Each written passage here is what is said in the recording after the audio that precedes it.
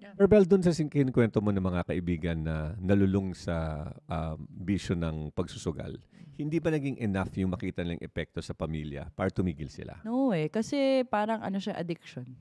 Oh, And then, like you said, lagi mong iniisip, hindi, eto na, last ko Bawi. na to. Oo. Babawi. Hanggang makick out ka sa ng family casino.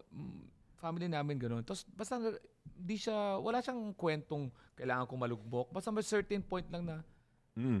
siguro malakas lang talaga yung, yung mentality ko na, stop to. Na-stop ko. Tapos tama-tama, lumaki yung, di naman ako rin, sinabi ko rin to, lumaki yung kita ko noong 2020. Noong naisip ko na lang, if nangyari to ngayon, mas malaki yan. Yung kita mo. Mas pumasok yung online gambling. Yes. Mas malaki yung gusto mo. Just imagine online gambling. Hindi ko kailangan Lumabas. mahihiya ka na, artista ka, makikita ka sa casino. Isa yan sa mga hindrance kung ba't tumigil ako 2018. Kasi Oo. napapansin ko, Nakikilala. kilala na ako eh. Nakikita ko na sa social media na sugarol yan. Kaya doon pa lang sa may kids, siyempre. Tinigil ko, pero just imagine kung online, kakahiga ka, hindi mo alam, nagwawaldas pala yung pera yung katabi mo. Oo. Kasi at least yung casino dati, kita mo pumapasok eh. Oo. Pa-ban mo, pwede.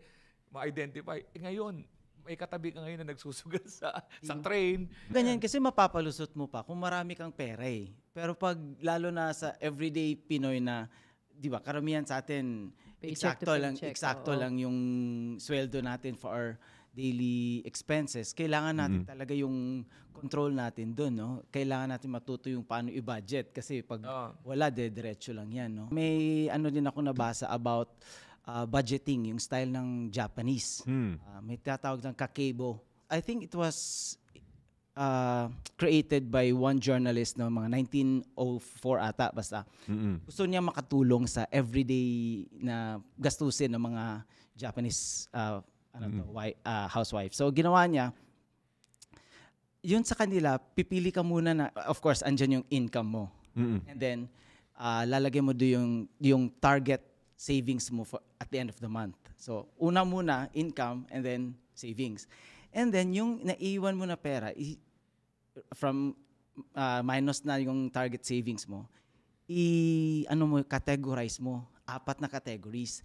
Needs, wants, culture, at extra. Yung iba nga, mas nakatakot yung ibang heading nila. Survival, and then yung options, and then leisure, and then extra. Pero same lang din, 4 yun. Every time na may bibilhin ka, ililista mo. And then, ilalagay mo kung nasa needs ba siya, nasa wants ba siya, at hindi pwede, mas gusto nila, sinusulat mo. Hindi yung cellphone or anything. Notes talaga. Kasi, it's one of the main, strengths ng method na yon. Kasi when you write down all your expenses, nakikita mo talaga at napapaisip ka kung saan papunta yung pera mo. Oo. Talagang papasok sa utak mo. And then, di ba, mas madali tayo makamemorize kung sinusulat natin. Yes.